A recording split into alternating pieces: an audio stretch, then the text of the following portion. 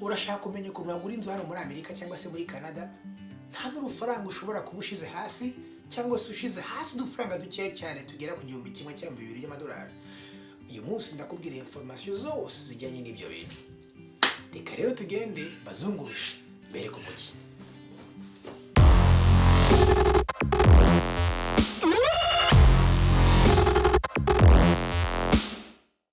Twongera kubasuhuza abakunzi ba Legacy Show, aba-VIP muri aho se, amakuru yanyu mumeze neza.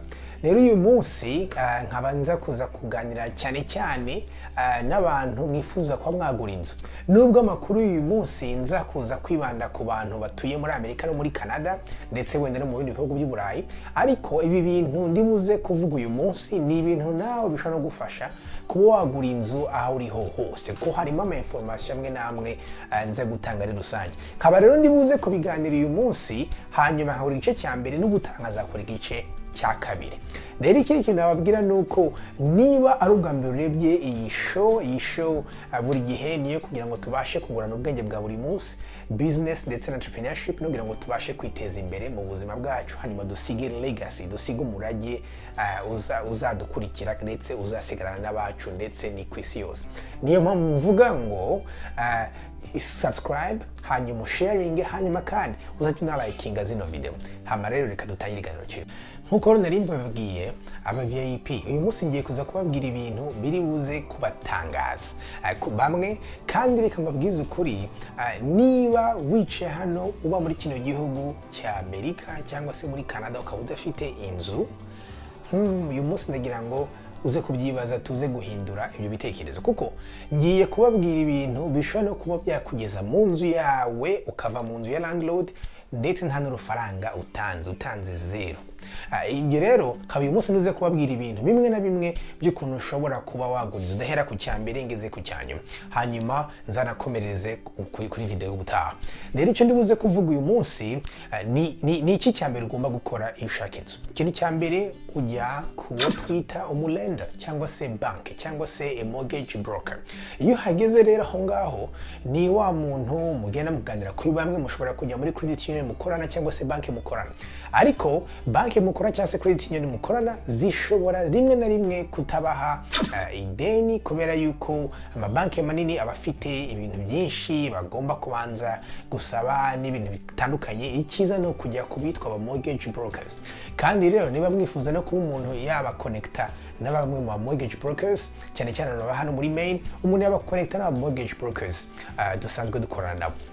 Hanyuma iyo hageze mwibuke kubushize twavuganye kuri credit score yawe igomba kuba ari nziza. Batari kuri icyo kiganiro turaza kugishira hano muri description, hanyuma muze kugikurikirana. So credit score yawe ari nziza, ikindi kintu ugomba gukora ni ukwicara no mu mortgage broker cyangwa se bank yawe, hanyuma ukababwira uti ndashaka kugura inzu. Icyambere rero bakora running credit yawe, bagasaba social security yawe, bagasaba ibintu byose, bakareba niba koko ufite credit score nziza. Hanyuma ikindi kintu bareba ni ikintu cyitwa debt to income ratio. Bafata amadeni yawe yose bakayashira hano, bagafata na income yawe, hanyuma bakabigabanya. Nuvuga ngo iyo basanze amadeni yawe arenze 66% y'amafaranga ukorera, icyo gihe babigoye, aba small brokers ntago bashobora guha ideni mu buryo bworoshye. Ariko iyo amadeni yawe ari munsi ya 66%, your debt income iri munsi ya 36%, ideni ushobora kuribona mu buryo bwihuse. None ushobora kwibaza uti se iryo deni ndaribonye, ariko se amafaranga gushira hasi ndayakura kimwe no mu bantu benshi bazi, ndetse ahantu hose bavuga ati ugiye gura inzu ukeneye down payment, ukeneye amafaranga gushira hasi. Nibyo koko hano muri Amerika ndetse no muri Canada biragusaba gushira amafaranga hasi. Rimwe na rimwe ushobora gushiraho 5%. Muri Canada ushiraho 5% hasi. Ikinzu yose iri munsi y'500 by'amadolari ushobora gushiraho 5%. Kuvuga ngo niba inzu kuri 100 ushobora gushira hasi 5,000. Hanyuma hano muri Amerika naho nuko hari conventional loan ushobora gushira hasi 5%, hanyuma ukaba wabona inzu. So ariko rero bamwe muri mwebwe niyo mpamvu nabwiye ngo uyu munsi aba VIP bazaniye amakuru meza cyane. Bamwe muri mwebwe mushobora kuvuga uti n'ibyo 5,000 ntabwo mbifite, ese nabasha kubona ideni? Yes, wabasha kuribona. Hano muri Amerika no muri Canada hari ama programs menshi ya leta bashira kugira ngo bafashe abantu kugura amazu. Leta irashaka kubafasha, barashaka kugira ngo babafashe kugura amazu, muve mu gukodesha mujye mu mazu yanyu. Ni ukuvuga ngo hari nk'urugero hari programme muri Canada yitwa First Home Incentive Program, First Home Buyer Incentive Program. Iyi ngiyi leta ni nkaho iguha igice cya down payment, hanyuma leta nayo ikawuninga pourcentage nkeya mu nzu yawe, hanyuma wazagurisha inzu leta ukayisubiza. Ariko it's a win-win situation kuko urumva baguha down payment hanyuma ikagabanya amafaranga wagomba kujyana kuri bank kugira ngo ugure iyo nzu. Hanyuma ikindi kintu nacyo hano muri Amerika ndaza kubashiraho iyi website ya www.hud.gov. Nivuga ngo iyo website uyigiyemo ugashiramo state yawe, buri state yose yo muri Amerika ifite ama programme afasha abantu badafite down payment kuba yabaha amafaranga down payment. Nimwibaze nkanga hatubwe tuba muri state ya Maine hari nkitwa Maine Housing Program, hari Rural Development Program, hakaba n'izindi nka Homeworks yitwa Habitat for Humanity. Abo bose bagenda bafasha abantu badafite down payment kuba baguha as long as ufite credit score nziza igera muri 620. That's the magic number 620. Ufite 600 bashobora kuguha amafaranga ushobora gushira hasi ukaba wagura inzu. Nibibaze nawe rero wicaye mu nzu yawe ukava mu gukodesha nta rufaranga na rumuzanye kuri table. Iki rero ni ikintu ugomba kumenya. Abatazi izo programme muze kutwandikira cyangwa se muze no kuba mwajya kuri muri WhatsApp group y'aba VIP, hanyuma nzabohereza informations yose by state, ama programs uko yitwa ndetse nuko wayasaba. Akandi kantu gato nakongeraho mbere yuko ndangiza iyi party yo kuba uko mwavugisha umulenders cyangwa se mortgage broker cyangwa se bank, nakantu cyane cyane n'abatuye muri Amerika kuba mwabaza niba mwaba qualified cyangwa se mwaba qualifié kuba mwabona yitwa FHA loan. Iyo FHA loan bagusaba gusa kuba washira 3.5 hasi. Ni kuvuga ngo niba inzu igurumba 100 urasabwa gushira hasi 3,500. Hanyuma rero iyo ngiyo ikwemera kuba wafata inzu yari yose, kandi bakwemera kuba wafata inzu igeza kuri apartment enye. Ni kuvuga ngo ushobora gufata inzu ifite 1, 2, 3, 4. Ni kuvuga ngo ukaba waba muri imwe ugakodesha izindi. Iyo program ushobora kuba qualifié kuri yo, ugasanga ugiye mu nzu ugahita nawe uba landlord ugatangira gupangisha abantu. Kandi nizo zindi programme nababwiye nazo zirakwemerera as long as ubaye muri iyo nzu. Nuvango rero kimwe gusa wenda navuga iki kibazo cyo gushira amafaranga make hasi nuko icyo gihe wishyura yitwa PMI, ariko ibirimwo uyishyurira hamwe n'amafaranga wishyura. Ni kuvuga ngo niba ufite amafaranga menshi ukaba ushaka gushira 20% hasi no kuzamura, wabikora kuko bigabanya amafaranga wishyura buri kwezi, hanyuma bigakuraho niyo insurance ya PMI. Ariko se niba udafite amafaranga wakoresha izo programs nakubwiye, cyangwa se ukaba ndetse wana applyinga bakaguha yitwa down payment assistance program, aho nababwiye bashobora kubaha ama down payment mukaba babafasha kuba mwajya mu nzu nta faranga mutanze. So iki kintu na step ya kabiri ngo rero tuvuye kuvugana no banker cyangwa se mortgage broker cyangwa se umuntu guhideni. Mumaze kumvikana, aguhaye yitwa pre-approval letter, aguhaye lettre ivuga ati uyu muntu turamwemereye kuba yagura inzu yagira 200,000 300.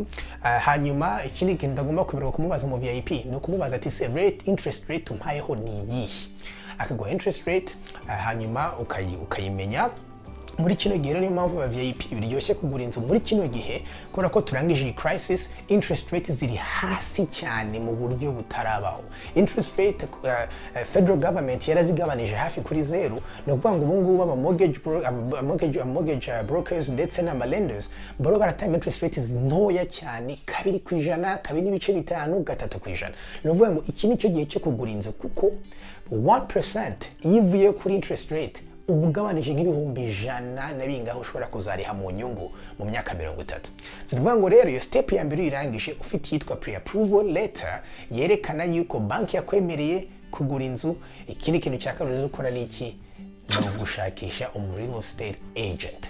Real estate agent abantu benshi ntago bazi abaribo, ariko ubu bantu n'ubuntu abo bantu n'abantu bagukorera. Umuntu agushira kuyitwa MLS listing, ukamuha email yawe akajya kohereza amazu yose ari kuri marché, hanyuma izo ukunze urebye ku mafoto ugakunda ukamuhamagara, hanyuma mukajya kuzireba hanyuma wazazikunda mugakomeza. Ariko ikintu cya mbere mbanza kubabwira, real estate ni key muri iyi process, kuko iyo ubonye real estate utari umukozi ntabwo icyo gihe agukorera nk'uko ubyifuza. Icyo gihe akwereka amazu ashaka kuyagura, ashaka kwereka inzu agusunika kuyigura. Ni byiza kwitonda ugafata real estate agent cyangwa se umukomisiyoneri ukwereka inzu, ariko akaba ndetse yanagufasha ntagupushinge, akagufasha neza, akaba yakwereka amazu 100 na 10 20 atinuba. Icyo ni ikintu gikomeye cyane, kandi bamushaka ko tuba umuntu yabafasha no kuba umuntu yashaka aba real estate agents. Twebwe hari abo dukorana nabo vraiment twizeye, Masiolo Group, ndaza gushiraho information zabo, kandi hari ahantu bagufasha hose muri Amerika uri. Nicyo cyiza cyabo, ni abantu beza bamaze gutangira gusobanukirwa imico yacu nk'abanyafrika, bagufasha muri process yo gushakira amazu no kuyakwereka aho uri hose. Iki ni ikintu cyiza cyane. So step 2 ni ugushakisha real estate agent. Aba VIP rero ndagize video y'uyu munsi nibutsa kandi kana abantu bajya bambwira bambaza ati se real estate agent ndabariha. Oya, abo bantu nta ibaze, abo umuntu uramukoresha ariko si umuhemba n'ugurisha inzu. No kuvuga ngo iyo ugurishije ugurishije ni umuhemba, uwagukorera ku buntu. Ni ukuvuga ngo rero ikiganiro cy'uyu munsi nkirangirije ahangaha, ariko ndacyafite byinshi byo kubabwira ukuntu iyo umaze kubona inzu, ukuntu ikorera inspection, wamara gukora inspection hanyuma ukajya muri process yo kuba closinga ndetse n'ibindi bintu. Hanyuma nzababwire n'amabanga 5 y'ibintu abantu baguze inzu bwa mbere bakora, amakosa 5 bakora. Ibyo byose nzababwira mu biganiro bikurikira. Rero nkaba mvuga nti niba ushaka komeza kubikurikira bino biganiro, subscribe n'utara subscribinga, hanyuma sharing iyi video n'abandi bantu ushobora kuba bazi batuye muri Amerika no muri Canada, ubafashe kwicara mu nzu yabo nta rufaranga batanze. Ikibazo cyose muzagira muzanike muri comment, tuzabasubiza, tuba guiding step by step. Nuko rero mugire umunsi mwiza. God bless. Bye bye.